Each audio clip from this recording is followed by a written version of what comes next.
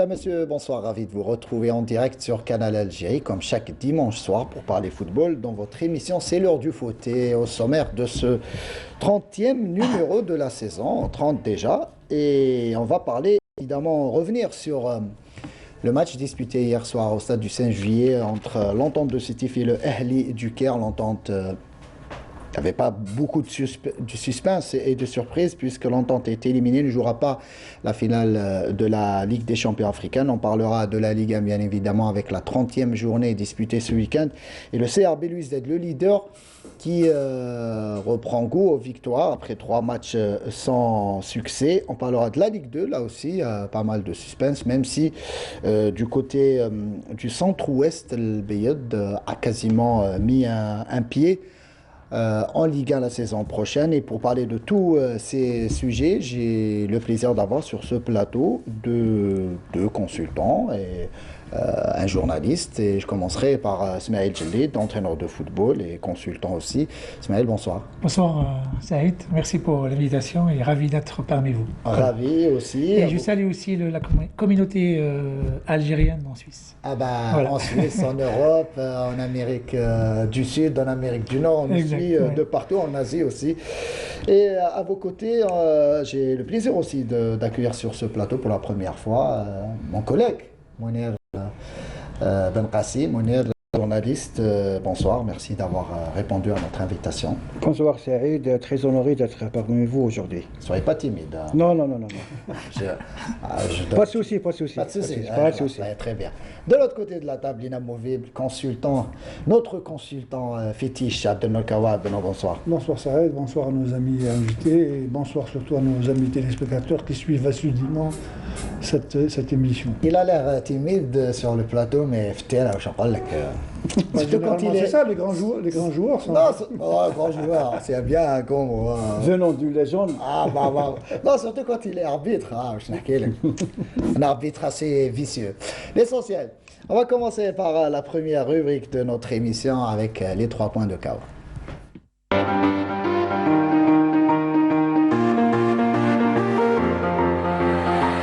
Qu'est-ce qu'il y a au menu cette semaine, Abdelnour ? Il y a 3 choses qui m'ont interpellé, 3 points. Dans le premier, c'est un peu le retour de Chialou à la barre du PAC Athletic Club de Chalo, oui.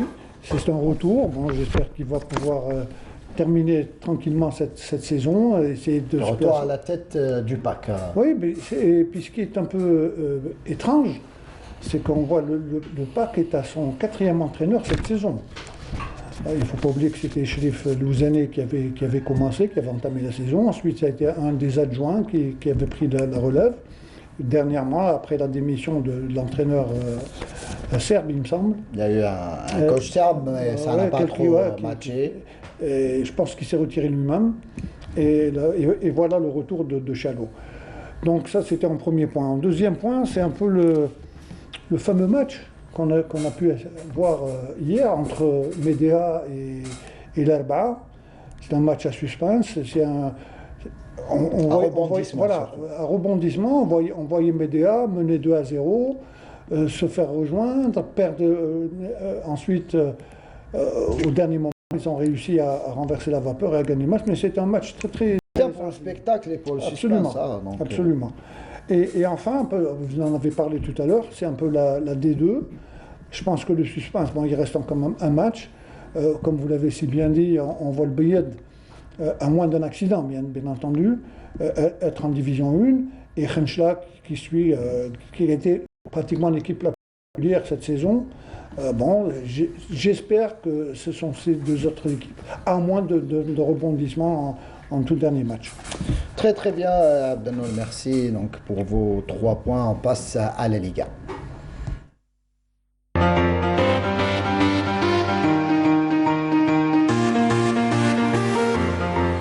Et c'est la CAF, je me suis trompé, c'est bien la CAF avec le match qui a opposé l'entente de Sétif au Ahli du Caire. C'était hier soir au stade du 5 juillet, 2 buts partout. On va voir ce sujet et on revient. L'entente de Sétif ne disputera donc pas la finale de la Ligue des champions africaine cette saison, mais que le parcours de cette équipe sétifienne fut remarquable et salutaire surtout. En proie à des soucis financiers, administratifs et même à des conflits internes. Et cela depuis l'entame de la saison, les Sétif n'avaient assurément pas les armes nécessaires pour espérer éliminer le géant africain par excellence, le Ahli du Caire, qui jouera sa 3e finale de suite et tentera de gagner un 11e trophée du genre de son histoire. Malgré la cuisante défaite de l'aller 4-0, les Aigles étaient déterminés en prévision de cette manche retour au stade du 5 juillet et voulaient offrir à leurs supporters une victoire de prestige. Le début du match fut raté toutefois avec un but concédé dès la 2e minute de jeu, mais les Algériens, poussés par leur public, ont pu égaliser juste avant la pause par Kandoussi avant de prendre l'avantage à l'heure de jeu par l'intermédiaire de Ben Ayed. Un avantage qu'on pensait définitif, mais les joueurs du Ahli, forts de leur expérience, parviendront à éviter la défaite grâce à un but inscrit dans le temps additionnel. L'entente aurait sans doute mérité de gagner et de sortir avec les honneurs. Place désormais au championnat.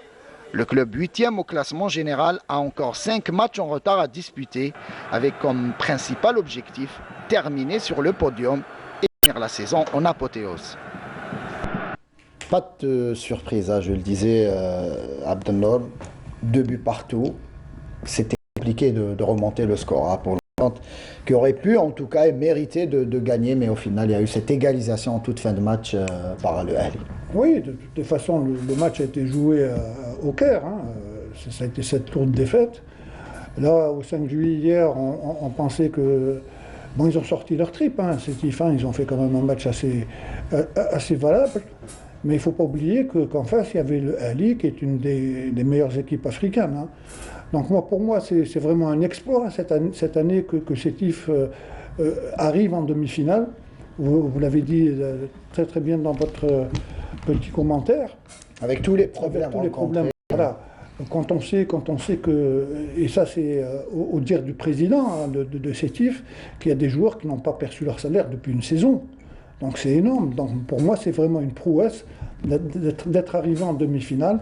Et je pense qu'ils ont sorti par la grande porte parce qu'au match retour, ils ont donné ce qu'ils ont pu. Ismaël, au vu des 2 matchs à aller-retour, qu'est-ce qui a manqué à l'entente pour passer? Moi, je ne parle pas de l'entente, moi je parle de l'enseignement que je peux donner par rapport à nos équipes au niveau des compétitions internationales et en l'occurrence africaines. On a toujours de la peine. On est souvent bousculé par des modestes équipes africaines. On n'arrive pas à imposer notre jeu. Donc l'enseignement, je ne parle pas de Sétif, je parle de toutes les équipes qui ont participé. Quand même, le CRB s'est fait éliminer par le Wydad, qui va jouer la finale. Il y a l'entente qui a été éliminée par le Ahli du Caire, sachant que l'entente avait battu l'Espérance de c'est pas une excuse, juste nous on veut qu'est-ce qu'on veut. On veut progresser, on veut voir où sommes-nous par rapport aux autres équipes, aux autres pays, nations africaines. Qu'est-ce qui manque selon vous? Déjà, nos équipes nationales des jeunes, on est souvent bousculés au niveau des compétitions internationales. Nos équipes en Ligue 1, on est souvent bousculés. On est, mis à part Sétif, je pense 3-4 dernières années, on va au dernier carré peut-être. Mais était à la finale de la Coupe de la Confédération. Oui, mais est-ce qu'on a remporté? Ça fait longtemps. L'enseignement de tout ça, en tout cas, qu'est-ce qui manque? C'est qu'on doit d'abord élever le niveau de jeu, d'abord s'occuper de la formation. On va parler un peu. Hier, j'étais au stade de 20 août où j'ai vu le match avec mes propres yeux. Et l'enseignement que je peux donner, c'est que notre championnat, notre football national, on est très très loin du haut niveau. Voilà. Les équipes, les pays africains, les nations africaines, c'est-à-dire en l'occurrence la Tunisie, le Cameroun et j'en passe, ils sont en train de progresser. Et nous, on stagne, comme il a dit Abdelnour, problème d'argent, non-paiement des salaires, manque d'installation, des moyens, tout ça. On doit d'abord déjà prendre l'enseignement. Je mets une petite parenthèse par rapport à l'élimination de l'équipe d'Algérie, notre équipe première. Tiens, qu'est-ce qu'on doit faire? On tire les enseignements. Nos équipes nationales, on a de la peine. Nos équipes de Ligue 1 ont de la peine. Tirez l'enseignement, tournez la page et faire progresser notre football qui souffre, que ce soit au niveau financier ou au niveau... Je m'excuse, Ismaël. Là, c'est un constat qu'on fait, c'est un constat qui est tout à fait valable. Et puis, mais quelles sont les solutions? C'est ça le gros problème. La solution. Parce que là, on est en Algérie, je m'excuse. En Algérie, on est les spécialistes des constats. mais on n'arrive pas à trouver des solutions qu'il D'accord. faut. Chaque problème a une solution. D'abord, le plus important, c'est de constater que. Donc, on constate qu'on est loin, mais tout le monde l'a dit, hein, tout le monde. On sait que notre football, il est vraiment en retard. Les solutions sont là. Déjà, formation des entraîneurs. Est-ce que nos entraîneurs sont bien formés aux normes internationales? Vous rentrez dans un sujet où il faudra. Oui, non, je vais juste. Une émission. Là, Moi, je voudrais revenir, s'il vous plaît, je voudrais revenir avec vous. Qu'est-ce qui a manqué, par exemple, au CRB? Le CRB a été battu, certes, ici au stade du 5 juillet. Oui. Il est allé arracher le match nul 0 partout à Casablanca. Il aurait mérité au moins un pénalty en toute fin de match. Il aurait pu égaliser. Et ça se jouait à rien. Le CRB, quand on voit son parcours, on se dit qu'il aurait fallu de rien du tout pour passer. Même chose pour l'Entente de Sétif. Elle se fait, disons, battre de manière assez... de manière novice, si on peut utiliser le terme, puisqu'au match aller, on le disait d'ailleurs, après l'expulsion de Amir Karawi, l'Entente aurait sans doute mieux fait de jouer de manière différente, de bloquer, de jouer, en tout cas de se cantonner derrière, ne pas laisser les espaces, parce qu'on a vu hier sur le match, même si le LA, c'est vrai qu'il avait cet avantage au score, mais on sentait que l'Entente, après un début de match assez compliqué, a su quand même revenir dans le match et aurait pu largement l'emporter. Donc, la différence de niveau n'est pas aussi large ou bien... Il ne faut pas oublier ça, je m'excuse. Comme cela a été il y a quelques années de ça. Il ne faut pas oublier qu'au niveau africain, on a eu quand même des grosses cylindrées en Algérie. Il ne faut pas oublier la GSK. On avait, non, on avait l'Entente. On avait, oui, mais quand ça?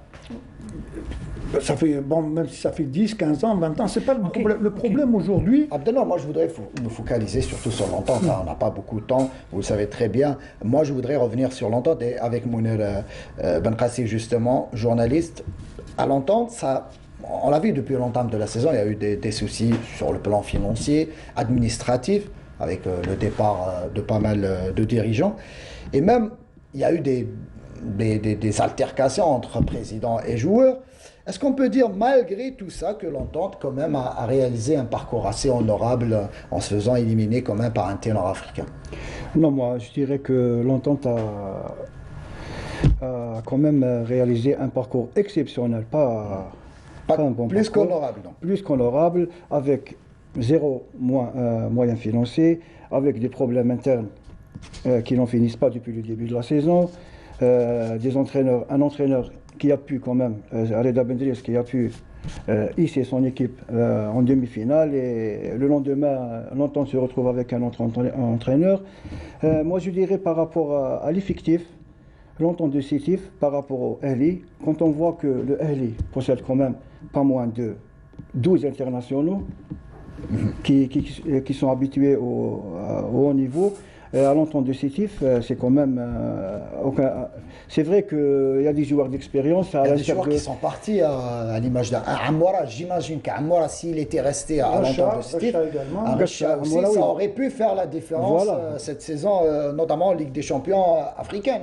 C'est deux pièces maîtresses qui partent. Et c'est chaque saison du côté de nos clubs. Vous parlez tout à l'heure, Smaïl Jdid, on peut parler de stabilité aussi au niveau effectif. Plus de 27 joueurs ont quitté le championnat algérien durant l'intersaison estivale. Et cette stabilité qui fait défaut à nos clubs finit par ressurgir au moment où on a besoin de ces joueurs notamment. Donc, Et ça c'est particulier au championnat algérien. Chaque année, toutes les équipes changent minimum 7-8 joueurs. Hein. Dites-moi rare les équipes qui gardent presque la totalité de l'effectif, un ou deux. L'Entente a dû se séparer d'Amoura justement. Elle avait besoin d'argent avec le transfert d'Amoura. Elle a pu avoir 1 200 000 euros donc, pour payer en tout cas certaines dettes. Tant mieux, les dettes qu'il y avait, le but, notamment les arriérés des salaires des joueurs. Si on arrive à exporter nos jeunes, c'est tant mieux, c'est ça le but en fait. C'est vraiment d'exporter, promouvoir nos jeunes.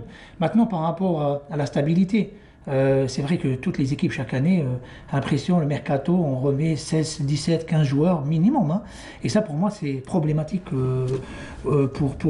et ça revient aussi par rapport à la compétition africaine, que chaque année on refait les mêmes 15, 7, 8, 9 joueurs, et ça ne sert pas le football algérien.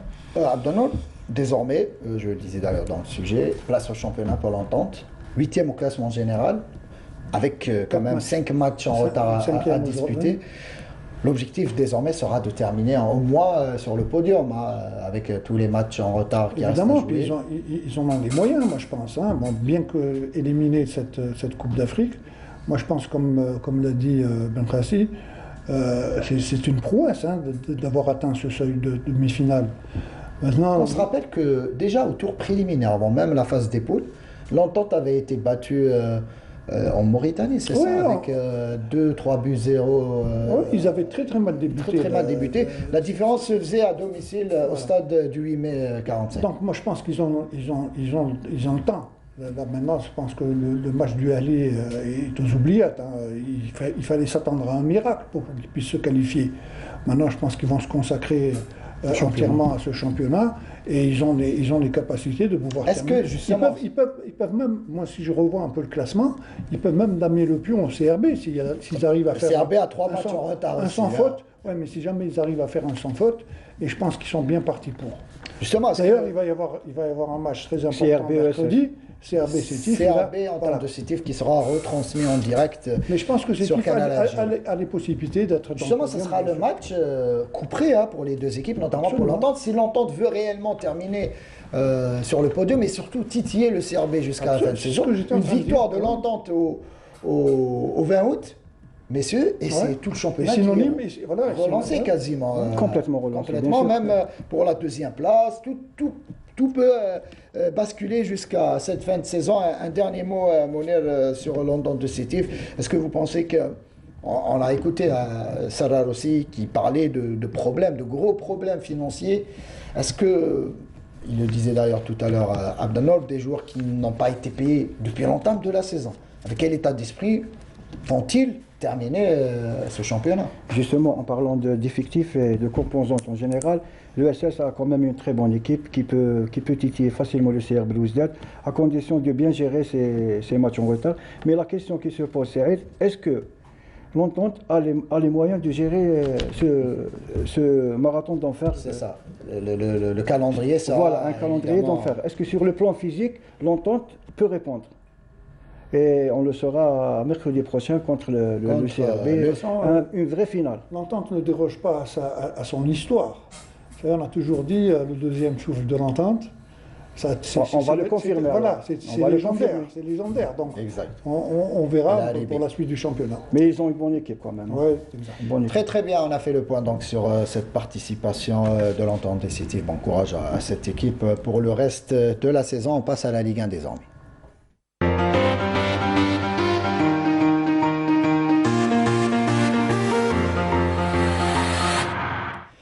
Et pour commencer, donc, les résumés de cette 30e journée de Ligue 1 disputée ce week-end, et notamment ce match qui a opposé au stade du 20 août le CR Belouizdad à une surprenante et belle équipe de l'AS Sochlef qui n'en finit pas d'étonner, mais qui depuis 2 matchs maintenant fait du surplace notamment, et même si cette équipe a bien joué hier, cette équipe chilifienne a dû s'incliner face au CRB. On va voir le résumé de cette partie avec Riyad Belkhadim au commentaire en compagnie de notre invité du jour, Ismaël Djelid. De la 30e journée, le leader qui reçoit la meilleure équipe de cette phase retour. Quelques stats, Ismaël. Aucune défaite lors des 9 derniers matchs pour l'AS Sochlef. Encore lui, superbe la roulette intérieure-extérieure. Cette fois-ci, c'est Bakir. Ballon dans la surface de réparation, peut-être pour la frappe. Il était un petit peu trop en retard et c'est le penalty. Tout à fait. Penalty, juste sous les yeux de l'arbitre, Monsieur Aouina. On va la revoir cette action. Exact. Belkhir qui se prépare. Et le gardien n'est pas parti. Non, il y a un joueur là qui est rentré, un joueur de l'ASSO. Là, c'est interdit. Oui, là. Voilà, il y a plusieurs joueurs qui sont rentrés. Alors c'est pas le gardien qui a fait Même faute. Le gardien, il a quitté sa ligne. Mais pour moi, c'était plutôt 2 joueurs de l'ASSO Sochlef qui sont rentrés dans la surface. Alors, on va revoir ce tir encore une fois. Alors, est-ce que Belkhir va rejouer dans le même côté? Moi, je parie même côté. Même côté. Oh, la Panenka. Il faut oser. Superbe, la Panenka. La Panenka de Belkhir et ça fait 1-0. On a recruté pour cela un joueur comme Bourdim, qui lui n'est pas arrivé à faire sa place vraiment depuis qu'il est arrivé. À remplacer Sayoud depuis qu'il est venu du Mouloudia d'Alger. Attention à ce long ballon, pour qui la tête? Oh, une égalisation incroyable! Et le but est validé avec cette égalisation qui a surpris tout le monde et qui m'a surpris moi-même. Ouais, exact. Un ballon enveloppé et il a eu le temps. L'avant-centre, Souibah. Et le gardien est resté sans bouger. Draoui, qui depuis sa blessure n'est pas vraiment revenu à son meilleur niveau. Avec Belkhiter. Tout de suite le pressing de Bengrina, Belkhiter, contrôle de Belkhiter, c'est bien fait, la frappe et le deuxième but, et le second but. Oh, c'est bien joué. Quelle phase de jeu conclue par ce but, alors qu'il restait 7 minutes avant la mi-temps. Ballon perdu par les Chilifiens, ça va repartir de l'autre côté avec Boras, le crochet, la frappe, et le troisième but, signé par superbe Boulakhoua qui réussit le doublé. Il va dire merci à son entraîneur, mais on va donner l'occasion de m'exprimer devant le sélectionneur. Mais c'est la blessure de Nesser qui lui a permis d'être titulaire aujourd'hui. Ouais. Il serait sur le banc encore, Nesser serait voilà, encore dans le match. Merci Nesser d'avoir... Merci Nesser aussi, oui, voilà. Et Bouchard. Bouchard, est-ce qu'il y a hors-jeu? Il n'y a pas hors-jeu. Attention au contre. Il est hors-jeu, Alibi, la frappe et la parade. Et Bouchard qui voulait aller conclure ce ballon. L'arbitre n'a pas sifflé, le danger est encore là. Là, il faut négocier. Et ça va repartir. Et il est parti, Alibi. Peut-être que c'est la bonne. Il va ouvrir son pied. Alibi. Oh, et dommage. Ça passe à côté. Dommage. Et ça passe à côté. Il méritait mieux, Riyad. Il aurait dû piquer ce long ballon. Pour moi, il méritait mieux que ça. Vraiment, il aurait dû ouvrir son pied. Attention à ce ballon, peut-être la réduction du score. Et ça passe encore à côté. Incroyable, c'est le match des occasions ratées. Voilà. Et c'était la dernière occasion. Victoire du Shabab qui se rassure et prend un petit peu plus de large. 3-1 face à une excellente équipe de l'ASO aujourd'hui. Exactement, voilà. Le match est moyen. C'est une équipe de Chlef séduisante. J'ai beaucoup aimé individuellement, il y a de la technique. Par contre, le CRB, pour moi, c'est pas rassurant ce que j'ai. Je vais rester avec vous, Smaël Djellid, justement. Vous étiez au commentaire avec notre ami Riyad Belkhadim, qu'on salue.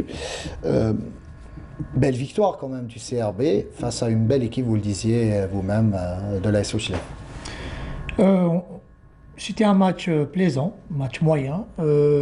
J'ai vu une séduisante équipe de l'ASO Chlef. Il y a vraiment des jeunes très intéressants à l'image de Aguib, je pense. Aguib, c'est Djouba, oui, que je connais très bien. Voilà, il y avait vraiment des éléments bien. Je parlais tout à l'heure avec Abdelnour où Samir Zawi, il a donné l'occasion à ces jeunes de s'exprimer. Même s'il n'y a pas d'enjeu ou pas d'enjeu, je trouve j'ai aimé cette équipe de Chlef avec, pour moi, ils se sont créés plus d'occasions que le CRB. Ils étaient maladroits devant le but. Et ils pouvaient facilement gagner ce match. Je dirais pas facilement, mais s'ils avaient plus d'application, plus de concentration devant le but, ils auraient dû gagner ce match. Par rapport au CRB, peut-être je vais avoir l'air critique, mais vous savez, c'est une équipe moyenne, vu les moyens qu'il y a, vu les joueurs qu'il y a. Ok, offensivement, c'est intéressant. Bekir qui m'a beaucoup plu, mais collectivement, il y a beaucoup de lacunes, surtout sur le plan défensif. À la perte du ballon, il n'y a pas cette transition rapide offensive-défensive. Défensivement, c'était faible. Offensivement, ils sont créés peu d'occasions. Plus que critique. Voilà. Vous les avez bien critiqués. Pour moi, c'est pas un leader, un vrai leader. Et on voit que. Est-ce que c'est l'élimination en Coupe d'Afrique aussi on sent depuis cette élimination face au Wydad Casablanca, on sent une équipe du CRB en manque de confiance, en manque de percussion devant notamment. Et elle restait sur 3 matchs sans victoire. C'était quasiment une première cette saison pour le Shabab. Peut-être, mais j'ai vu plusieurs matchs de CRB, jamais été... j'étais pas séduit par le jeu, c'est toujours moyen. Je suis exigeant, c'est vrai que quand on met les moyens, il y a tout pour réussir. Ah oui, les joueurs sont payés, ils ont presque les meilleurs joueurs du championnat, il faut qu'on soit plus exigeant. Mais dans le jeu, c'est moyen, c'est possible. Abdelnour, justement, est-ce que vous le rejoignez sur cette analyse? Quelque part, je le rejoins, mais ce que je voulais dire aujourd'hui, le CRB était au pied du mur. Il fallait impérativement qu'ils gagnent ce match-là. Ils ont peut-être eu la chance de jouer contre une équipe de Schleuf qui a été complètement remaniée. Une équipe joueuse aussi. Une équipe contrairement, joueuse. Par exemple, Tout à l'heure, Smaïn avait parlé des occasions que Schleuf s'était créées. Effectivement, ils se sont créés beaucoup d'occasions, mais ce qu'il ne faut pas oublier, Samir Zawi a aligné quand même 5 jeunes, et quand on n'a pas l'expérience de la D1 à ce niveau-là, on n'arrive pas à concrétiser les occasions qu'on se crée. Mais le CRB, malheureusement, qu'on le veuille ou pas, c'est l'équipe qui a été la plus régulière dans ce championnat. Il ne faut pas l'oublier, ça aussi. Au niveau résultat, peut-être. Au niveau résultat, je parle au niveau des résultats, bien sûr. Et ce qui compte le plus, ce qui compte le plus, bon, aujourd'hui, on a des équipes qui sont joueuses, mais qui n'arrivent pas à gagner de match, ça ne sert absolument à rien, et qui se retrouvent au bas du tableau. Moi, quand je vois Médéa est une équipe très agréable à voir jouer, exact. Mais malheureusement, ils se débattent. Il se peut qu'ils arrivent à descendre en D2. On va passer à un autre match, celui qui a opposé le Parado Athletic Club à l'équipe de la jeunesse de Saoura. On va suivre ce résumé préparé par Sid Ahmed Bouraï. Les locaux rentrent tambour battant et se procurent plusieurs occasions, mais le gardien Saïdi répond présent. La vague jaune continue de déferler, la défense de Saoura sauve les meubles par 2 fois.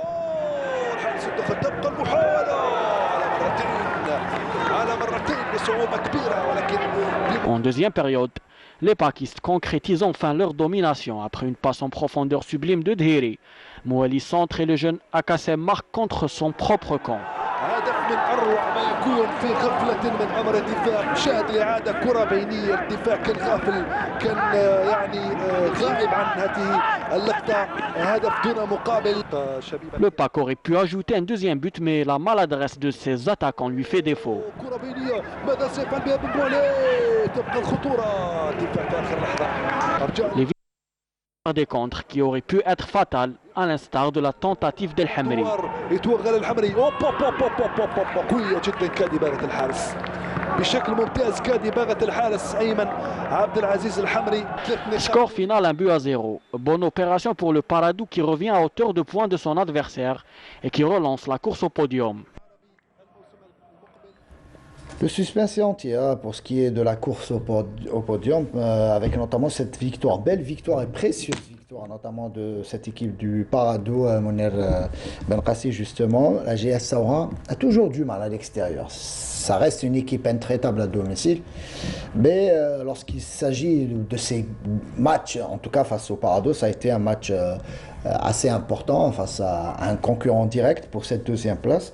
Et on avait que le Parado a pu l'emporter 1-0. Voilà, c'est le problème de la JS Saoura qui ne sait pas vraiment, qui négocie mal ses déplacements. On l'a vu contre le Mouloudia au 5 juillet et on l'a vu hier contre le Parado. Mais je dirais que deux équipes séduisantes, deux équipes joueuses qui pratiquent un beau football. On avait un beau match quand même. Hein. Ça a été un voilà, bon match, deux équipes, franchement, moi j'aime voir jouer la JS Saoura et le Parado. Mais une victoire amplement méritée. Ô combien précieuse pour le Parado qui cette fois-ci veut vraiment jouer le podium. Abdelnour, justement après le match, comme à son habitude, le président de la GS Saoura, Zarwati, a critiqué l'arbitrage, justement.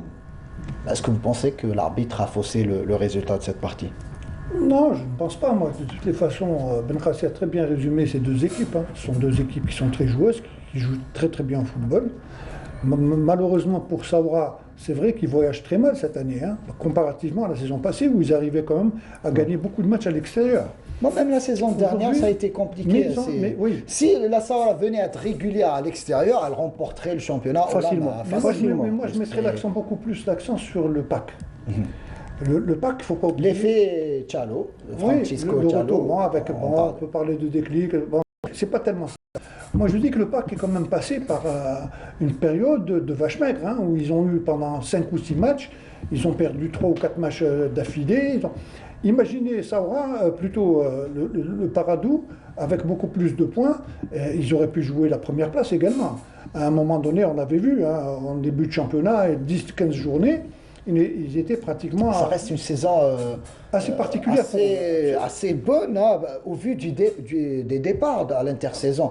Avec non seulement les départs, le changement d'entraîneur. Le changement d'entraîneur, mais pas mal de joueurs ont quitté cette équipe. Mais le Paradou reste quand même une des meilleures équipes algériennes. Et ça, c'est à travers le monde. Hein, je dis bien à travers le monde. C'est très rare de trouver aujourd'hui une équipe de formateur qui fait de la formation et qui se retrouve en D1. À travers le monde, il n'y a pas beaucoup d'équipes comme ça. Hein. Très bien. Je ne sais pas si vous êtes d'accord avec moi. Oui. Bon, là, on avait le FC Nantes. Oui. C'était vraiment typique il n'y en a pas des masses. Mais c'est vrai qu'on ne peut pas faire les deux et de la formation, mais le Paradou, il a un petit peu quitté un peu sa philosophie, qui est de la formation sur les principes l'ancienne à l'époque Jean Maguillot, où que les jeunes puissent s'exprimer. Maintenant, on est tous focalisés sur le résultat.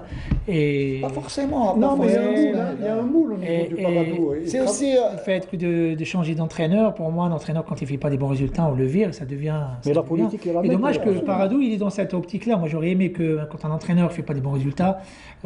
Sauf que Pochilé Flouzen, c'est lui qui a démissionné, en tout cas, c'est ce qu'il a déclaré. Par la suite, il a été remplacé au pied levé par son adjoint à ce moment-là. Puis par la suite, il y a eu l'arrivée d'un coach serbe. Ça n'a pas trop matché. Et il y a le retour donc, de Francisco. Donc ça fait déjà trois écoles différentes. Exact. L'école algérienne, l'école serbe et puis l'école portugaise. Très bien. On passe à l'autre match, celui qui a opposé le NC Magra à la GS Kabylie, avec ce résumé signé Sarah Delbel. La GS Kabylie a renoué avec la victoire après 3 journées sans succès en s'imposant hors de ses bases face au NC Magra qui lui enregistre la 2e défaite d'affilée, soit sa 15e de la saison. Un match important pour les deux équipes. La première période a été légèrement dominée par les Maghraouis qui ont créé de nombreuses occasions, contrairement aux Canaries. Mais les locaux n'ont pas pu trouver la faille dans la défense de la JSK qui ont bien protégé leur cage grâce au portier Sidi Salah qui a fait une bonne première période qui s'est terminée sur un score nul et vierge.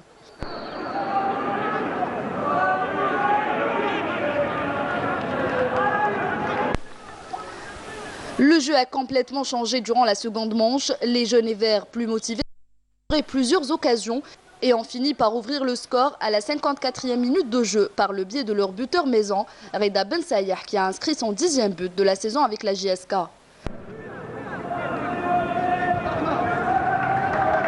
Une précieuse victoire à l'extérieur qui permet à la JS Kabylie de s'emparer provisoirement de la 2e place au classement et revient ainsi à seulement 3 longueurs du leader, le CR Belouizdad, qui compte 3 matchs en moins, alors qu'après sa défaite à domicile, le NC Magra reste scotché à la 11e place avec seulement 37 points.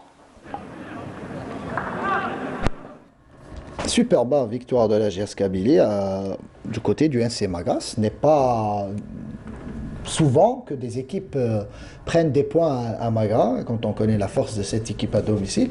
Et la GSK qui... C'est un rachat, il fallait impérativement... Constamment, c'est une équipe qui... à chaque fois, justement, elle se rachète après ces matchs perdus ou contre-performance. Les résultats Comment sont là, l'expliquer? voilà, justement, les résultats sont là pour le prouver. La GSK cette année... à domicile, elle perd énormément de points. Ils ont perdu énormément de points. La majorité des points qu'ils ont ramenés, c'est pratiquement de l'extérieur. Oui. Je crois qu'ils sont à 6 victoires à l'extérieur. Et déjà, c'est la 4e de suite à l'extérieur. Déjà. Et la GSK, moi, je pense qu'ils méritent quand même de retrouver la compétition africaine. Et ils n'en sont pas loin. Hein. Il reste pratiquement 5 journées. Je pense que les 5 journées, ils vont pouvoir... avec un match en retard et un match au sommet face à la GS Savras le mardi. Hein. Donc j'espère que la GSK va pouvoir terminer dans le haut du tableau pour pouvoir renouer un peu avec l'Afrique. Smaïd Jalil, justement, je voudrais rester avec vous, notamment sur le plan technico-tactique, hein, si on doit analyser, parce que l'entraîneur de cette équipe de la GSK, même si la GSK est deuxième, a été très souvent critiqué ces dernières semaines, notamment donc le Tunisien Mar Souayer, par rapport au système de jeu mis en place notamment à domicile. Une équipe de la GSK qui ne parvient plus à gagner à Tizi Ouzou, mais qui gagne à l'extérieur. Est-ce que c'est un problème d'ordre technico-tactique, justement? Est-ce que c'est aussi le fait que le GSK ne sait plus faire le jeu à domicile? Comment l'expliquer? Si on gagne à l'extérieur et on perd à domicile, moi je le mets sur l'aspect mental. C'est-à-dire on a un complexe à Traumatisé domicile. par les résultats. Voilà, c'est-à-dire à l'extérieur on est. Il y a la pression du public aussi. Oui, à l'extérieur on est décontracté, on est à l'aise, on pose le jeu, et à l'intérieur, enfin à domicile, comme il dit Abdel, il y a la pression du public, on est chez soi, il y a, comme on dit, il y a un blocage psychologique, et le mental joue vraiment pour quelque chose. Donc selon vous, c'est purement mental? Quand on a une équipe, peut-être la GSK, pour certains diront, la GSK n'a pas les joueurs qu'il faut pour faire le jeu, pour se créer des occasions. À l'extérieur, c'est plus facile de défendre et d'opérer par contre aussi. Saïd doit parler tout à l'heure, vous avez parlé de système de jeu. Quand on joue à domicile, il n'y a pas que le public, c'est-à-dire où vous entraînez chez vous, vous avez des repères, c'est votre terrain où vous répétez les gestes tout le temps à l'entraînement, donc vous êtes psychologiquement, vous êtes chez vous, on est chez soi. En plus, il y a le soutien du public. Normalement, on est plus amené à gagner à domicile qu'à l'extérieur. On arrive, les vestiaires, c'est pas notre vestiaire, on n'a pas les mêmes repères. La pression aussi. Voilà, la pression. Quand on joue contre un adversaire, on est peut-être intimidé, etc. Mais quand on n'arrive pas à gagner chez soi, à domicile, dans notre vestiaire, où là on répète les mêmes gestes, devant notre public, là pour moi c'est d'ordre mental. Par rapport au système de jeu, moi, ma conviction, ce n'est pas le système de jeu qui vous fait gagner le match. Le système de jeu, c'est juste le positionnement de départ des joueurs. Après, c'est l'animation. Ce n'est pas le système qui fait gagner des matchs. Ça, c'est une conviction. C'est ma propre conviction. Il y a l'organisation de départ. Voilà, je finis avec ça. Ma conviction, c'est que le système de jeu, ce n'est pas lui qui vous garantit de gagner le match. C'est l'animation, comment vous l'animez. À présent, déjà au plus haut niveau, on parle d'animation. D'animation offensive. Quand on perd le ballon, est-ce qu'on va serrer? Est-ce qu'on va presser à gauche? Est-ce qu'on va presser dans l'axe? Est-ce qu'on va faire le pressing haut? Etc. Donc, selon l'adversaire, selon que ce que vous voulez, la stratégie de jeu que vous voulez mettre en place. Ça, c'est ma conviction. Souvent, on dit, ah oui, le 4-3-3, il aurait dû jouer en 4-4-2. Ce n'est pas le 4-4-2, le 4-3 qui vous fait gagner le match. Revenons à votre question contre la GS Kabylie. Là où on parlait du système de jeu, moi, je ne pense pas que c'est par rapport technico-tactique, c'est plutôt par rapport à l'aspect mental, psychologique qui joue vraiment un rôle énorme dans le football du haut niveau. Mounir, un petit mot sur cette équipe de Magra avec cette défaite qui risque d'être lourde de conséquences, même si pour l'instant Magra reste 11e au classement avec 37 points. Non, mais c'est 3 points perdus qui pourront quand même pénaliser cette équipe. Moi, je dirais que le NC Magra, après cette défaite, joue vraiment avec le feu. Exactement, notamment avec, on va voir tout à l'heure les résultats des autres concurrents, notamment pour cette lutte acharnée contre la relégation notamment. On passe à l'autre match, celui qui a opposé le CS Constantine à l'équipe de l'US Biskra, match assez terne. 0 partout, on va voir les images dans quelques instants. Abdelno, justement, le CSC, là aussi qui perd des points précieux à domicile. Il y a eu de l'effet Khairden Madoui durant plusieurs semaines, mais depuis quelques matchs, la machine s'est grippée, et malgré un pénalty manqué par le CS Constantine. Ben oui, alors en train de s'évaporer un peu toute l'espérance du CSC. Ouais, il voulait coûte que coûte faire une très grande saison cette année. C'est vrai qu'avec la venue de Madoui, on s'est dit tiens, il va y avoir un changement. Puis il ne faut pas oublier que son prédécesseur, Sherif Hadjar, avait quand même fait du bon travail. Hein. Maintenant, le CSC se retrouve au milieu du tableau. Est-ce qu'ils vont avoir la possibilité de jouer une place africaine ou une place arabe éventuellement? Ça va être très très difficile pour eux, d'autant plus que là, ils reçoivent une équipe de Biskra qui est en train de se rechercher en quelque sorte, hein, parce que Biskra, il ne faut pas l'oublier, ça fait déjà 7 à 8 matchs que Biskra est en train de varier un peu, en quelque sorte. Et qui a quasiment, en tout cas, elle est quasiment hors de danger. Hors de danger. Alors que Biskra, quand on voit le début du championnat, on s'est dit, tiens, Biskra avait pratiquement fait la meilleure saison depuis qu'ils ont accédé en Division 1. Et puis, bon, est-ce que ça va être... Les problèmes financiers, c'est certain. Mais quand on est en train de parler depuis tout à l'heure, il y a beaucoup d'équipes qui sont en train de souffrir. Et les équipes qui sont bien nanties, à l'image du CRB, du CSC, du Mouloudia d'Alger, de l'USMA d'Alger, logiquement, ce sont des équipes qui auraient dû... D'ailleurs, on le voit à travers le classement. Hein. Toutes les équipes mal classées, ce sont pratiquement la majorité des équipes qui ont des gros problèmes financiers et qui n'arrivent pas à gérer leurs joueurs. C'est vrai que cette saison, quand on parle du championnat, du classement des clubs, cette saison, c'est vrai qu'on voit rapidement que... Il y a un distinguo énorme. Exactement, par rapport à l'aspect financier. À toutes les équipes qui jouent pour éviter la relégation, justement. Il y a juste un intrus, c'est un peu Sétif qui va pouvoir être au milieu de ces équipes-là. Mais quand on voit le classement, ce sont pratiquement toutes des équipes qui sont gérées. Sétif et Schlef. Et Schlef, voilà. Exactement. Il faut toujours quelques exceptions, justement. Mounir, justement, sur cette partie, l'équipe du CS Constantine, et on a vu les supporters qui étaient mécontents après la fin du match. Ils étaient très en colère et il y a de quoi quand même. Hein.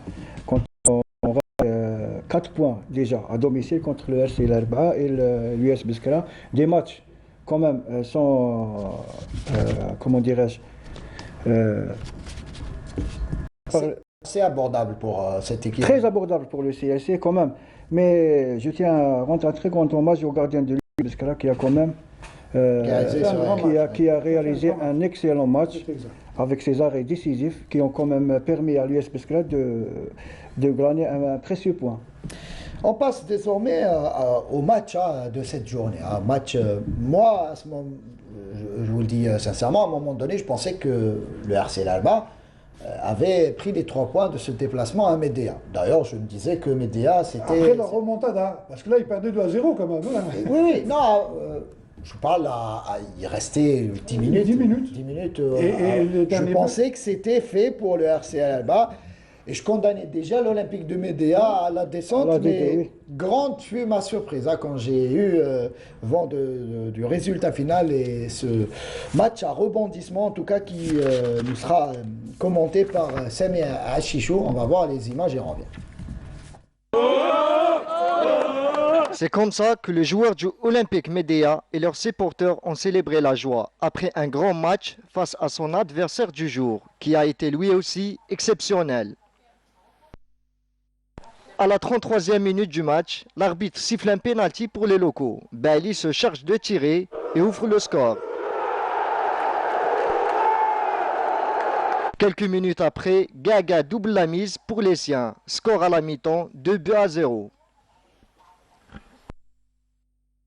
Revigorés par le discours de leur coach à la mi-temps, les joueurs du RCA rentrent motivés et arrivent à réduire la marque à la 50e minute du match par Bozien. Dans la foulée, Boubakour remet les pendules à l'heure. Abasourdi par l'égalisation, les médias encaissent un 3e but par Toumi. Belhouchet redonne espoir aux siens en égalisant d'une superbe manière. Le suspense dure jusqu'à la fin et Bailly conclut ce match fou avec le 4e but pour son équipe. دخلوا امل الاربعاء سجلوا علينا على ضربات حره سجلوا علينا هدفين عدلوا زادوا سجلوا علينا الهدف الثالث من بعد كل شيء اللاعبين درنا تعديلات ودرنا تغييرات لعبنا الكل في الكل خاصه العشر دقائق الاخيره اللي خلاتنا نسجلوا هدف التعادل والهدف الفوز. اول حاجه الحمد لله على الفوز المحقق هذا اللي كان صعيب بزاف. نشكر صحابي ونشكر ستاف تكنيك ستاف ميديكال لي سيبورتو اللي كانوا واقفين معنا حتى ل 90 دقيقه 90 والحمد لله وان شاء الله هذا الفوز هذا يخلينا نلعبوا حتى الدقيقه الاخرى ونسلكوا الفريق هذا ان شاء الله. Malgré la victoire, Médéa est toujours relégable. Superbe match, en tout cas on s'est régalé avec ces images et cette partie à rebondissement, je le disais. Donc vous parliez de spectacle tout à l'heure, Smaïl Djellid, justement. Voici un match assez exceptionnel, spectaculaire, 7 buts. Oui. Et surtout, c'est la physionomie de la partie. À un moment donné, Médéa qui menait 2-0, puis l'Herba qui après l'avantage 3-2. Et en toute fin de partie, finalement, puisque le match nul ne n'arrangeait pas les deux équipes. Voilà, il n'arrangeait aucune des deux équipes, mais en finale, cette équipe de Médéa de croire en ses chances jusqu'aux dernières minutes de la partie. Si on respecte l'éthique sportive et on joue pour le jeu et on voit du spectacle, tant mieux pour le spectacle, tant mieux pour le niveau de notre championnat. C'est ça ce que je souhaite, c'est ça ce qu'on veut voir dans le championnat, du respect par rapport à l'éthique sportive et aussi du spectacle. En tout cas, ce match, pour certains qui parlaient de match truqué, on n'en est pas là, puisque les deux équipes jouent pour éviter la relégation. Donc, non, pour ce match, non, il n'y a rien. Il n'y a rien. Y a rien. Même par rapport à la physionomie, les matchs peuvent être perdus, remportés avec... si Médéa avait perdu le match, ça a été quasiment la fin pour cette équipe. Et ça va être très difficile, justement. Déjà de déplacement, très difficile. Non, Mounir en a parlé, ça va être très très difficile de jouer le maintien. Oui. Cette équipe de Médéa, c'est un petit peu... loupé notamment lors de cette série noire de 10 matchs. 10 matchs. Absolument. Ça a été une série noire. 10 matchs de défaites. 10 défaites consécutives. C'est la première. Ça s'est jamais passé en championnat depuis l'indépendance, où une équipe perd 10 matchs consécutivement. Pratiquement. Mais cette équipe a le mérite en tout cas de ne pas. Mais c'est une équipe qui a quand même un jeu agréable. Médéa, depuis qu'ils ont accédé en D1, quand on les voyait jouer, c'était une équipe qui était agréable à voir jouer. Et pas de bol pour cette équipe de Médéa, en tout cas, notamment avec les règlements. On revient toujours au même problème, c'est la gestion et les gros problèmes financiers que rencontrent les clubs. Un autre match, celui qui a opposé plutôt le Wydad de Tlemcen au Hilal Shelrom El Aid. Il a aussi donc pas de surprise malheureusement pour l'équipe du Wydad de Tlemcen en vacances déjà depuis plusieurs semaines maintenant, qui jouera donc la saison prochaine en Ligue 2, ça on le sait. Défaite de l'équipe locale 4-1 Shelrom El Aid, là aussi qui s'impose, et après sa victoire face au CR Belouizdad, une victoire là aussi la semaine dernière à domicile, qui enchaîne en tout cas et qui revient très très fort. Oui, une précieuse victoire pour le Hilal Shelrom El Aid qui a quand même joué contre l'équipe junior du Watt. Et en parlant d'éthique sportive, comme l'a dit le coach, franchement, on aimerait bien voir toutes les équipes respecter l'éthique sportive. Quand on voit le Wydad de Tlemcen, le Rapid de Relizane et même le Net jouer avec l'équipe réserve ou avec les juniors, on voit mal comment on va respecter l'éthique sportive. Mais juste, oui, moi je suis tout à fait d'accord. Peut-être ces équipes-là, ils préparent déjà la saison prochaine. Ils disent quoi là? Ils se préparent rien du tout. Non, mon avis, ce qu'il dit, je suis tout à fait d'accord. C'est mal connaître les dirigeants. Mais après, il dit voilà. Peut-être certains joueurs sont partis parce que ça c'est une chose. Deuxième chose, du moment qu'on est du moment qu'on est en Ligue 2, voilà, on dit quoi? On prend les jeunes, on va finir le championnat avec et on prépare la saison prochaine pour vraiment. Ça, c'est la logique. La logique. C'est la logique. Après, par rapport à l'éthique, je suis tout à fait d'accord. Je reste persuadé. Je suis en train de juste d'expliquer le pourquoi du comment. Par exemple, si on prend l'exemple des 3 derniers du championnat, mais qui sont condamnés. Ils joueront la Ligue 2 la saison prochaine en Ligue 2. Le Net, Relizane et Tlemcen. Ça serait bien pour ces 3 équipes de faire monter leurs jeunes joueurs et de préparer avec eux la saison prochaine. Ça leur évitera... C'est ce qu'avait dit l'entraîneur de Tlemcen la semaine dernière. Justement, mais le problème, c'est qu'à l'intersaison... Slimani, tiens. Voilà, Slimani. Là, à l'intersaison, vous allez voir qu'il y aura du recrutement par-ci, par-là. Et que ces jeunes ne seront pas là-bas. Ne seront pas au sein de leur équipe. Tout à fait. Et ça, c'est problématique. C'est pour confirmer ce que vous dites. Pour le Watt de Tlemcen, une équipe qui a quand même libéré 17 joueurs à l'intersaison et qui a recruté 17 joueurs pour terminer la saison avec les juniors. C'est quand même c'est anormal. Ça, il faudra revoir la copie du côté de pas mal de clubs, et notamment du côté du Wydad de Tlemcen, malheureusement, qui retourne en Ligue 2. On va terminer donc cette 30e journée avec le dernier match qui a opposé là aussi une équipe en vacances, le RC Relizane, qui accueillait donc l'équipe du Mouloudia d'Oran. On va voir ce résumé de Fatah Abada qui était aux commentaires en compagnie de Ahmed La'alibi.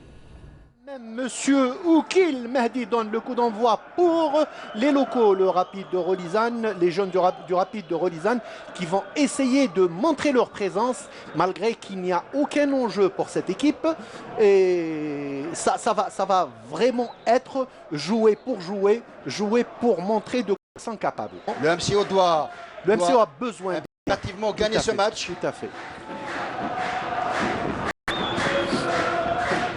Attention, pénétration dans la surface de réparation.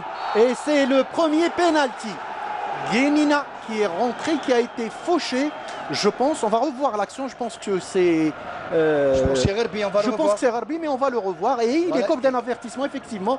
Monsieur Oukil qui donne le premier avertissement à Sabri Rarbi. Merci Mustafa Hassini pour cette répétition. Voilà, c'est Guénina qui a été fauché par.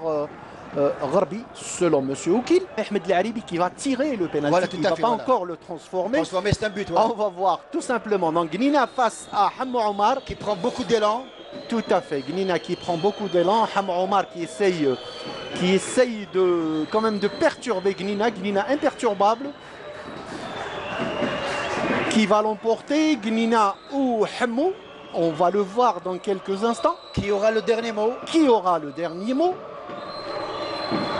Guénina ou Hamou, Guénina face à Hamou, on va le voir. Monsieur Oukil qui demande à Guénina de préparer, Guénina qui démarre et c'est un parfait contre-pied. Premier but pour le MC Oran. Et par Guénina sur un penalty. Maintenant le MCO va jouer de manière très libre, ils vont gérer le jeu tout en essayant de marquer un deuxième. Les joueurs du MCO avaient intérêt à marquer très tôt et c'est effectivement ce qu'ils ont fait. Encore une fois, une deuxième pénétration. Guénina encore une fois seul face au gardien et c'est le deuxième but.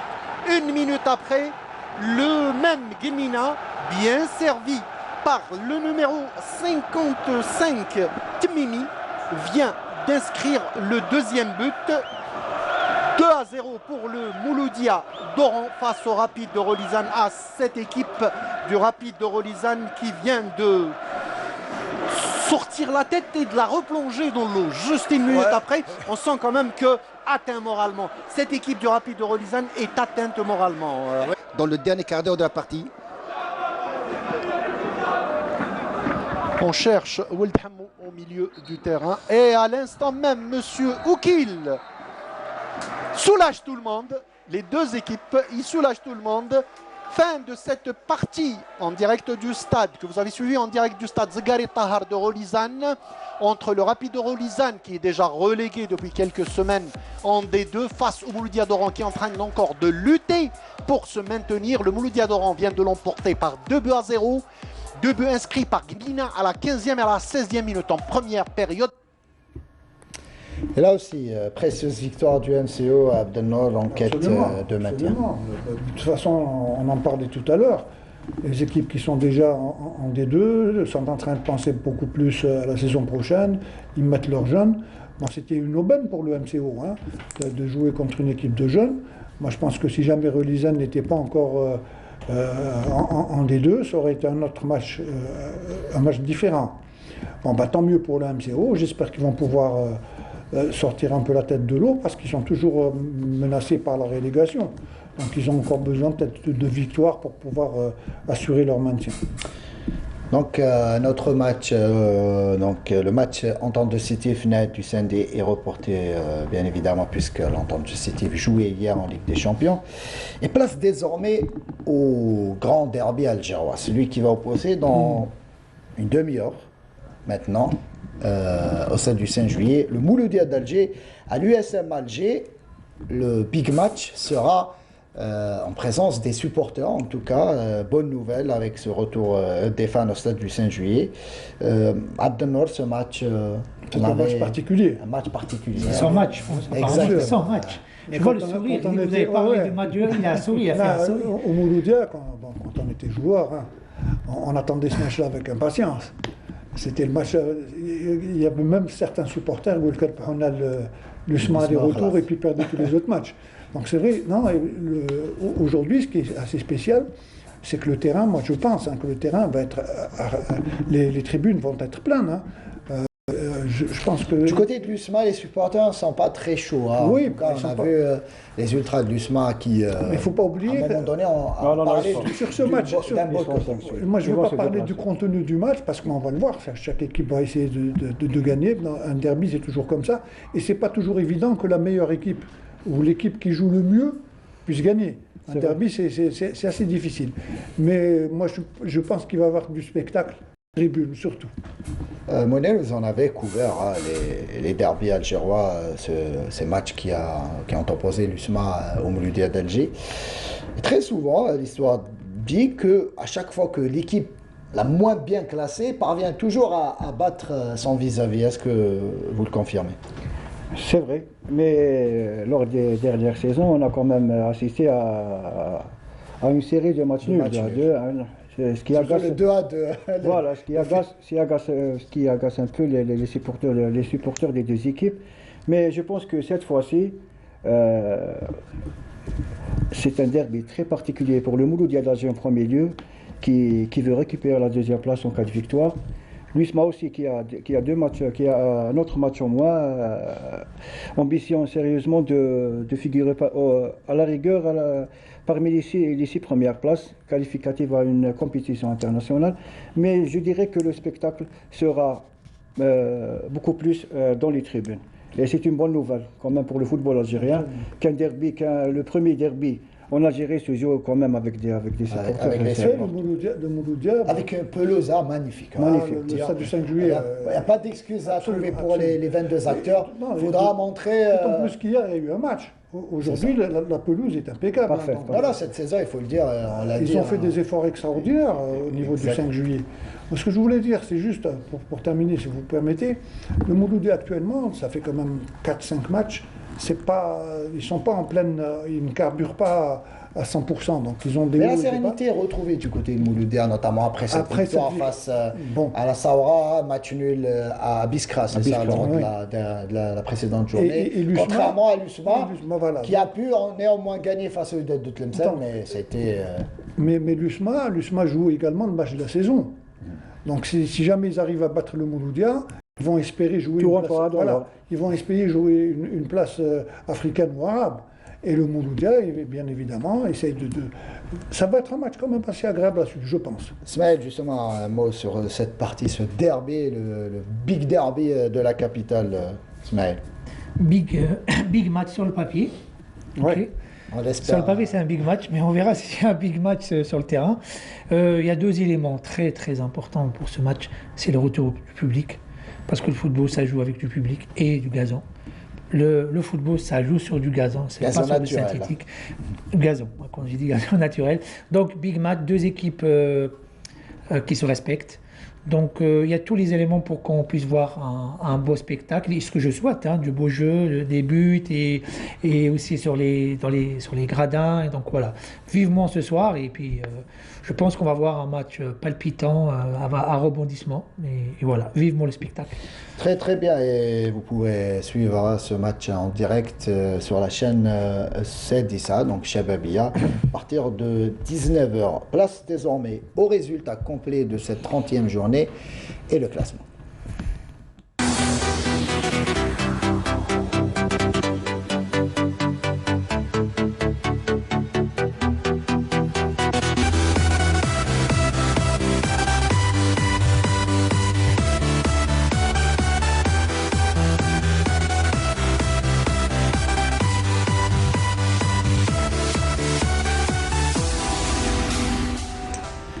En attendant de passer à la Ligue 2, messieurs, un petit mot sur votre avis par rapport au club qui va accompagner le NED, l'équipe de Relisen et Wydad de Tlemcen en Ligue 2. J'ai vu le programme, le calendrier des prochaines journées. Je dirais que la mission de Médéa, elle est la plus compliquée par rapport à Magara et Chelramlé. D'autant plus que... L'Arba aussi, il ne faut pas... Non, j'ai vu le calendrier de l'Arba, il est favorable. L'Arba va se déplacer en 20 août, il aura 2 matchs à domicile, donc il a un calendrier assez favorable. Par rapport à Médéa et Magara. Je pense qu'il faut plus de 50 points pour éviter la relégation. Voilà, 6 points, voilà. 50 points? Oui. 50%. 50 points. La relégation, non, 40 points. 40 points plus. 40 points. Le maintien. Ça compte pas, t'es tranquille là. Ouais, 40 points. On passe à la Ligue 2, messieurs.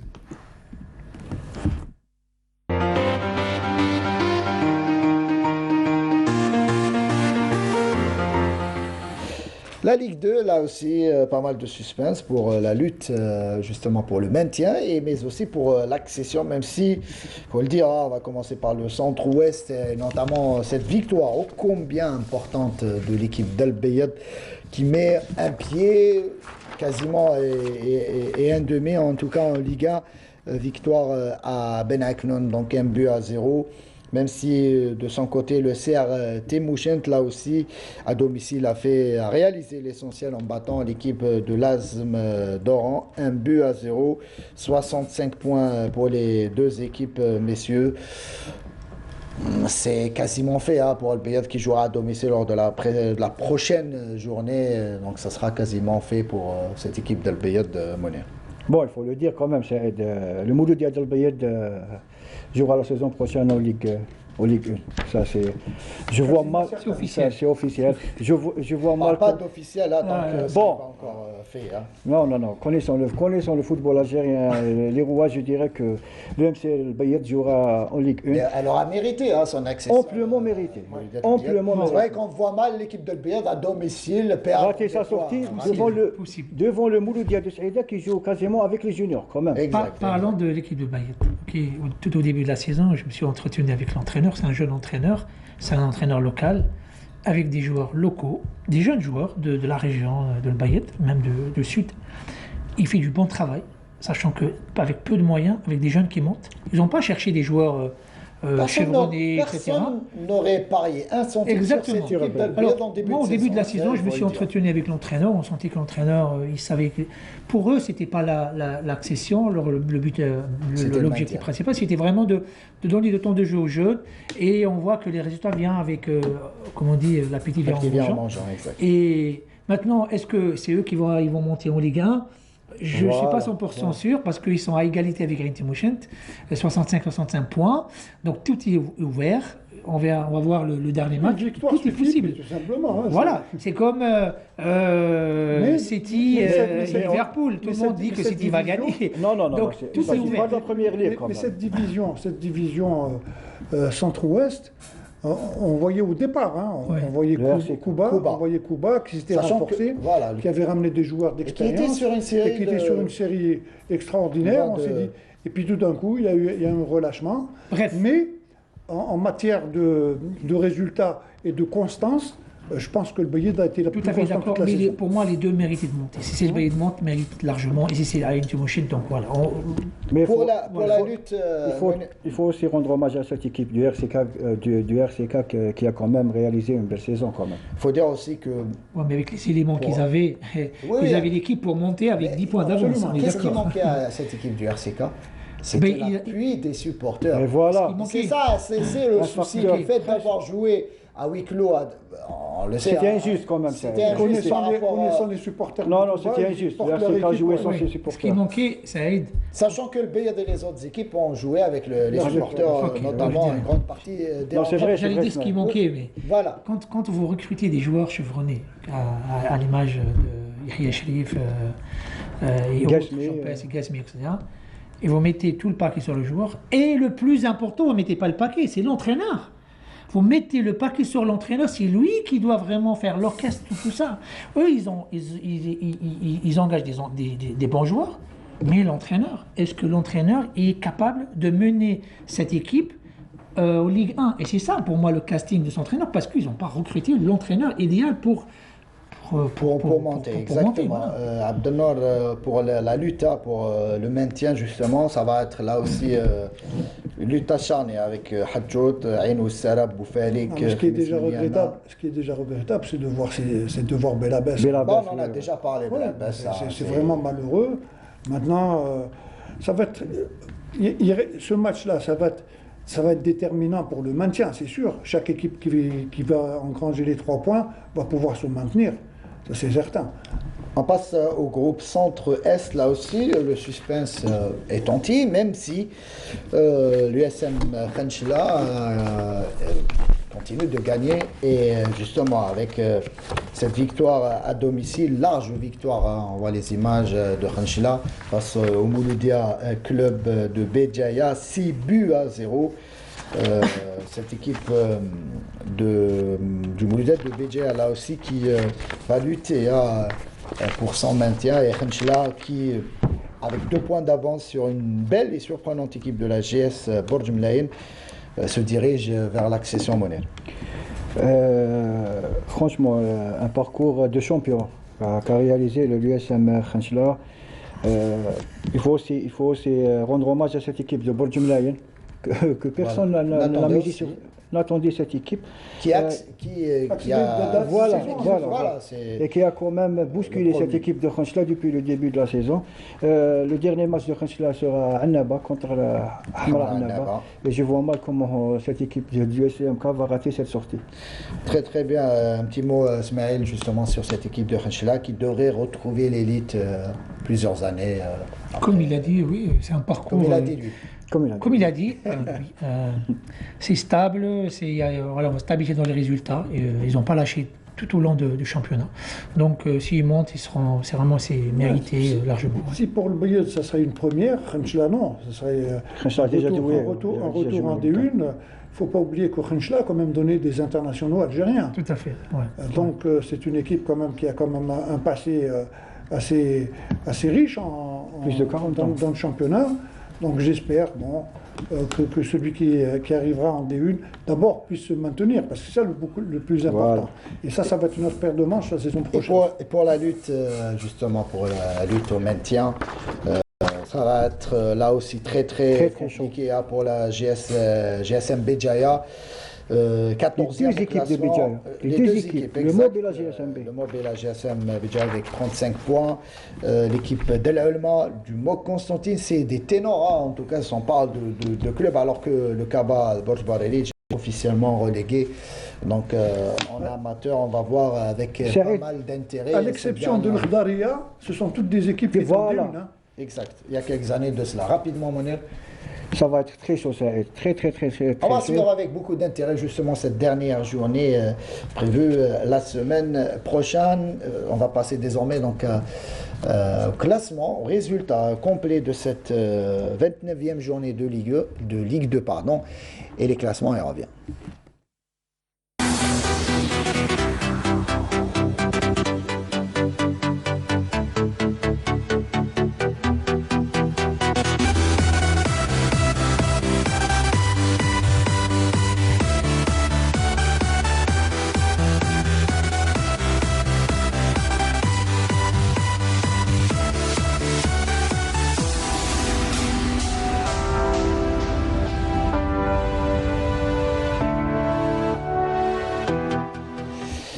Vous avez suivi donc tous les résultats, donc ça va être très chaud pour cette dernière journée, notamment pour ce qui est de la lutte au maintien. Place désormais à une rubrique, je le disais déjà la semaine dernière, Canal Algérie la télévision algérienne se met à l'heure d'Oran, en tout cas en mode Oran 2022 avec ces Jeux méditerranéens qui vont commencer donc dans le coup d'envoi est prévu pour le 25 juin prochain.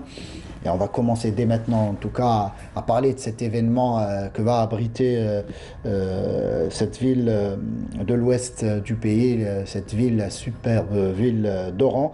Et on commence avec, j'ai un sujet à vous, en tout cas, à vous proposer, messieurs. Et vous le savez très bien, l'équipe nationale, on reste dans le football, l'équipe nationale algérienne a remporté la médaille d'or en 1975. C'était à domicile, ici à Alger. Et une belle victoire en finale face à l'équipe de France. Je vous propose de revoir justement le parcours de la sélection algérienne et on revient.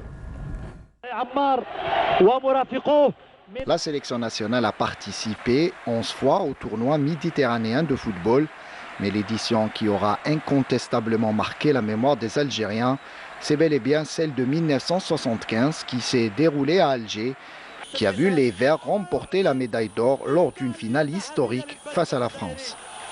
Et les Français, justement, les poulains du sélectionneur national Rachid Makhloufi, les ont affrontés à 2 reprises dans ce tournoi, puisqu'en ouverture, il les avait d'abord battus par 2-0 grâce à des réalisations signées Aïssa Draoui et Abdelkader Irili. هدف رائع أول هدف من الدقيقة الخامسة قريش يوفق في القفزة متاعه مع نعيم فتحة رائعة ناحية دراوي بعيدة هدف رائع من الشوط الأول وبهذه النتيجة ينتهي اللقاء الأول للفريق الجزائري 20 أوت 1975 مقابلة الجزائر اليونان. Pour le deuxième match de cette phase de poule, l'Algérie a frappé fort en atomisant la Grèce par 5-0. Draoui par 2 fois, Safsafi et Batrouni ont été les buteurs alors que le dernier but fut un CSC.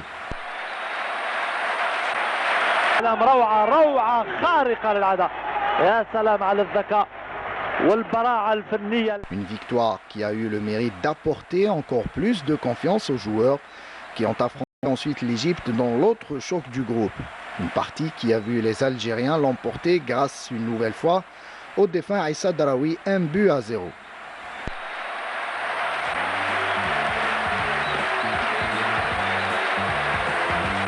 Le dernier match de la poule fut face à la Libye. Et là encore, l'équipe nationale est sortie victorieuse par 2-1 suite à un doublé du défunt Djamel Keddo. Place à présent à la demi-finale face aux voisins tunisiens. Et au bout d'un match intense et disputé, l'Algérie valide sa qualification pour la finale après une victoire 2-1. Naïm et Draoui ont été les buteurs.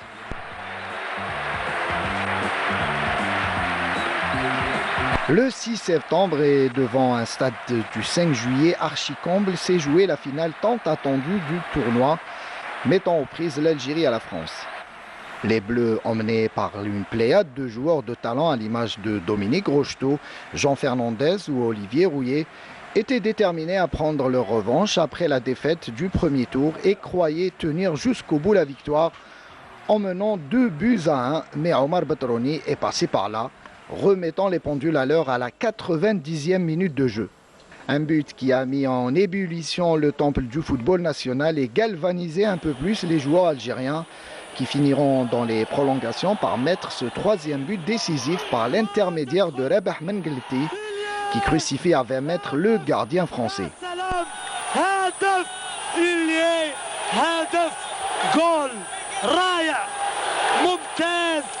يا سلام من قلت الرائع الجميل في الدقيقة السادسة من المرحلة الثانية من الوقت الإضافي. Une victoire historique fêtée comme il se doit par tout un peuple et qui marquera à jamais le football national. La sélection algérienne a terminé la compétition en inscrivant 15 buts et en encaissant que 4. Enfin, Aïssa Draoui a été couronné meilleur joueur et meilleur buteur du tournoi avec 5 buts. Belle victoire, on ne se lasse pas avec ces images, ça remonte à très longtemps certes. C'est le premier titre officiel de l'Algérie indépendante. Évidemment, c'est l'occasion aussi de se remémorer ces bons souvenirs. Abdelnour, justement, vous étiez blessé à cette période-là. Je m'étais blessé 2 années auparavant, mais ça m'a coûté 2 ans. J'ai repris juste après les Jeux méditerranéens. Mais ce qu'il ne faut pas oublier, c'est que cette équipe était pratiquement constituée de militaires. C'était des joueurs qui faisaient leur service militaire. Et Rachid Makhloufi et Mohamed Soukan, c'était eux les entraîneurs. Ils avaient fait appel à Batrouni, à Keddo, je crois qu'il avait terminé son service civil, son service militaire, mais tout le reste des joueurs était à Abdelnour, pardon de vous couper, mais on passe directement on revient justement à ce stade du 5 juillet, justement, on parlait de cette... on a les images en direct du stade, de cette ambiance du stade du 5 juillet, pour ce match qui va opposer dans quelques instants ce Big Derby entre le Mouloudia d'Alger et l'USM Alger. On a les images, donc je le disais en direct, du stade olympique, un match. En tout cas, moi j'aimerais voir si c'est possible, là, Youssef, d'avoir en tout cas les gradins, voir si cette enceinte est remplie. Il y a le plateau de la chaîne Chababia. Voilà, donc de belles images en provenance du stade du 5 juillet. Et tout le monde qui attend ce derby, un derby important, puisqu'on l'a aussi sur le plan comptable, les deux équipes doivent l'emporter. Et ça, c'est le virage Mounir, justement, le virage du Mouloudia d'Alger. En tout cas, ça promet plutôt un beau match entre deux équipes, je le disais, qui doivent ouvrir le jeu. On espère voir le virage. Il y aura une belle ambiance. Il y aura une belle ambiance. J'aurais aimé que ce match, c'est mon avis en tout cas, que le coup d'envoi, que ça soit programmé, ça aurait été programmé plutôt en soirée à 21h. Ça aurait été plutôt intéressant pour tout le monde, justement. On revient sur cette équipe algérienne de 1975, je le disais, qui avait remporté les Jeux méditerranéens et cette médaille d'or dans cette discipline du football. Est-ce que vous pensez que justement l'équipe algérienne U18 qui va prendre part à ces Jeux pourra remporter là aussi à domicile la médaille d'or? Ça va être très difficile. D'ailleurs, cette équipe des U18, je crois qu'ils vont participer à un tournoi dans quelques tournoi de Toulon. Un tournoi de Toulon. Bon, ça va être certainement de 3 ou 4 matchs, pas plus. Mais ils n'ont pas tellement fait de déjà, l'effectif n'est pas encore définitif. Ils n'ont pas encore arrêté la liste définitive des joueurs. Et puis, pour se préparer à une échéance pareille, il faut quand même un programme assez riche et surtout jouer des matchs. C'est vrai avec la Covid, mais ils auraient dû se prendre peut-être un peu plus à l'avance pour pouvoir au moins organiser une dizaine de matchs avec des équipes, même s'il faut jouer contre des équipes meilleures, mais avoir de l'expérience. Est-ce qu'ils vont avoir l'expérience nécessaire pour ces jeux-là? Ça m'étonnerait fort. Mounir, justement, vous êtes journaliste averti. Vous pensez que cette équipe des U18 pourra relever le défi, justement, pour ces Jeux méditerranéens? On lui souhaite d'ailleurs, mais ça va être très difficile. Ça va être très très difficile. J'ai entendu à maintes reprises, c'est Mourad Flatni l'entraîneur. C'est Mourad Flatni qui n'est pas aussi optimiste. Si le sélectionneur n'est pas optimiste, non, pour préparer un rendez-vous aussi important. Voilà, pour préparer un rendez-vous aussi important, il faut quand même avoir un effectif stable. Une bonne préparation, jouer au minimum 5 à 7 matchs amicaux d'envergure pour bien préparer ces rendez-vous. Moi, je souhaite de tout cœur que notre sélection pourra du moins aller en finale. Justement, je lis sur ces Jeux méditerranéens, c'est une aubaine pour ces jeunes joueurs de prendre part à un tel tournoi, notamment à domicile. Ils vont pouvoir jouer dans des stades, on peut parler du stade d'Oran, il y a les stades de Siga, superbe stade. Là aussi, en terrain naturel, c'est une bonne chose pour ces jeunes-là. Tout à fait. Ça Par le passé, c'était les U23 qui jouaient. Logiquement, c'était. Et depuis l'édition de Tarragone, donc c'était en 2018, c'est plutôt les U18. Ils sont revenus sur les plus jeunes. Les plus jeunes. Moi, je trouve de faire jouer cette jeune équipe des moins de 18, des U18 pour ce tournoi des Jeux méditerranéens, je trouve aussi une bonne chose. Donc, ça dépend de l'objectif. Qu'est-ce qu'on veut faire? Est-ce qu'on veut remporter le tournoi ou est-ce qu'on veut juste donner de l'expérience à ces jeunes pour qu'ils puissent un peu avoir un capital d'expérience? Moi, la décision de faire jouer cette équipe pour ce tournoi, c'est une bonne décision. Donc, il ne faut pas mettre pression sur eux. Il faut vraiment qu'ils puissent avoir de l'expérience, d'apprendre le haut niveau. En plus, prochainement, il y a le tournoi de Toulon qui est un tournoi très élevé. Exact. Donc c'est bien, ça leur on a aperçu déjà sur... on aura un aperçu du niveau de Donc le niveau, moi je le connais, je connais presque 60% de l'équipe. Je dirais des joueurs moyens qui ont une bonne marge de progression. C'est le but, de faire progresser ces jeunes. Il y a deux solutions quand on participe. Soit on participe pour participer, parce qu'il le faut, soit on participe pour essayer de te remporter une médaille. Il n'y a pas d'autre alternative. Donc si on veut participer pour une médaille, on peut faire jouer peut-être les moins de 23. Il faut mettre les moyens. Peut-être qu'ils vont nous surprendre. Hein. C'est un tournoi sur fermé. Un match, peut-être sur un match, sur 2 matchs, mais pas sur 4 matchs. Je pense que ça va être 4 matchs pour arriver jusqu'à la finale. Voilà. C'est qu'on prépare l'avenir. Tout à l'heure, je parlais au début de l'émission, il faut préparer l'avenir. Et faire jouer cette équipe, c'est qu'on est en train de préparer l'avenir.